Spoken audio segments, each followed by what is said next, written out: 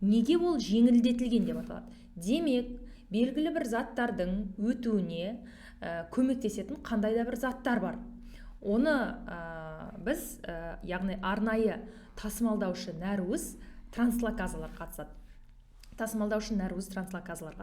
Енді қараңыздар, жеңілдетілген диффузияның қарапайым диффузиядан айырмашылығы деп жазып қойғанбыз, міне, бұл қарапайым диффузиядан айырмашылығы ненің болуында, яғни тасымалдаушы нәруыз деп жазып қойыңыз. Тасымалдаушы нәруіз транслоказаның болуында. Енді сол тасымалдаушы нәруіз, міне, жеңілдетілген диффузияға назар аударайық. Міне мынау билипидті мембранада орналасып тұр. Тасымалдаушы нәруіз. Міне, мына көкпен тұрған ол тасымалдаушы нәруіз. Ал мына сарымен тұрған ол тасымалданып жатқан қандай да бір зат немесе молекула. Енді бізде осы диффузияның тағы да басқа түрлері бар. Мысалға, алмасу диффузиясы деген түр бар, немесе нәруіз өзектер арқылы тасымалдану деген түр бар. Енді осы жеңілдетілген диффузияның нәруіз өзектерден, болмаса толығымен жазайық қазір, нәруіз өзектен айырмашылығы,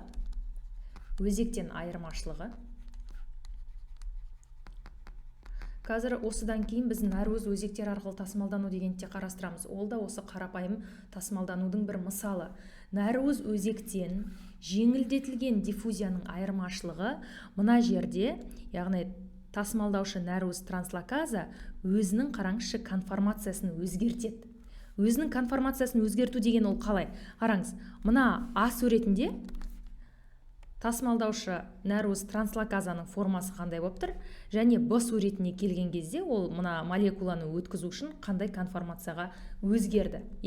Сонда конформациясын өзгертетін болса, конформация дегеніміз, яғни ол пішінін деген сөз, сол молекуланы тасымалдау үшін өзінің пішінін өзгертетін болса, онда оны біз жеңілдетілген диффузия деп айтамыз. Бұл нәруіз өзектен айырмашылығы. Негізі нәруіз өзектерде де тасымалдаушы нәруіз транслоказа болады, бірақ ол жерде өзінің конформациясын өзгертпейді. Транслоказа дегеніміз тасымалдаушы нәруіз деп жазып қойыңыз. Тасымалдаушы нәруіз. Енді оқушылар мынаған назар аударуларыңызды сұраймын. Тасымалдаушы нәруіз транслоказа қатысқан жеңілдетілген диффузияның 3 типі болады. Соған назар аударыңыздар. Унипорт, симпорт және антипорт.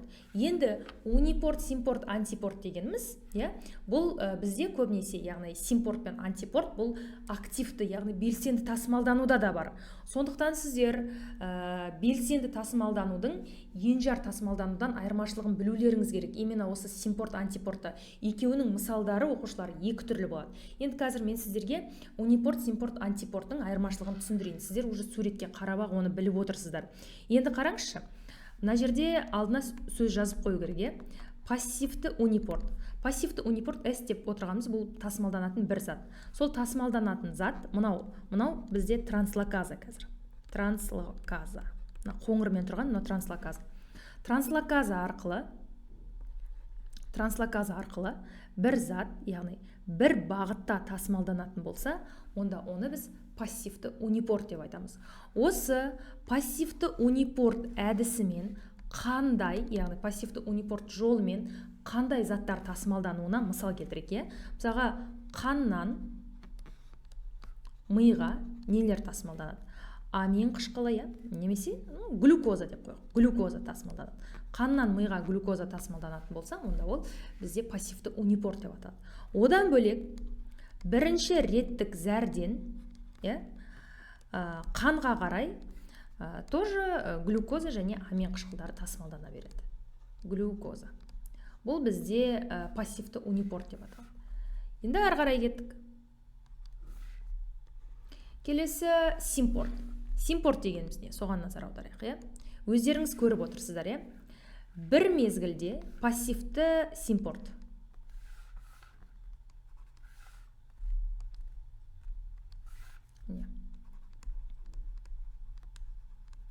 Пассивті симпорт дегеніміз не? Міне пассивті симпорт мынау. Мына тоже транслоказа. Енді бір мезгілде екі зат екі әртүрлі зат, міне, біреуі күлгін түсті, біреуі сары түсті болып тұр. Бір зат бір бағытта қозғалса, онда оны біз пассивті симпорт деп айтамыз. Көріп тұрсыздар, Енді ары қарай кеттік. Антипорт. Анти деген сөз бізде не деген сөз? Қарама қарсы деген мағынаны білдіреді. Бұның да алдына пассивті деген сөз жазып қою керек. Пассивті антипорт. Пассивті антипорт дегеніміз, яғни бір мезгілде екі зат қарама қарсы бағытта тасымалданса. Қарама қарсы бағытта тасымалданса. Онда оны біз пассивті антипорт деп аталады екенбіз. Енді пассивті антипорттың мысалы ретінде оқушыларынан жазып қояйық. Эритроцит мембраналарының анионды тасымалдануы. Эритроцит мембраналарындағы анион тасымалдаушылар. Осы бізде пассивті антипортқа мысал бола алады. Енді біз қазір сіздермен жеңілдетілген диффузия туралы қарастырдық. Оқушылар, қарапайым диффузиядан не айырмашылығы бар екенін білдіңіздер ғой? Қарапайым диффузия, яғни концентрациясы көп жақтан аз жаққа қарай билипидті мембрана арқылы өтіп кететін болса, ештеңенің көмегінсіз, онда ол қарапайым диффузия.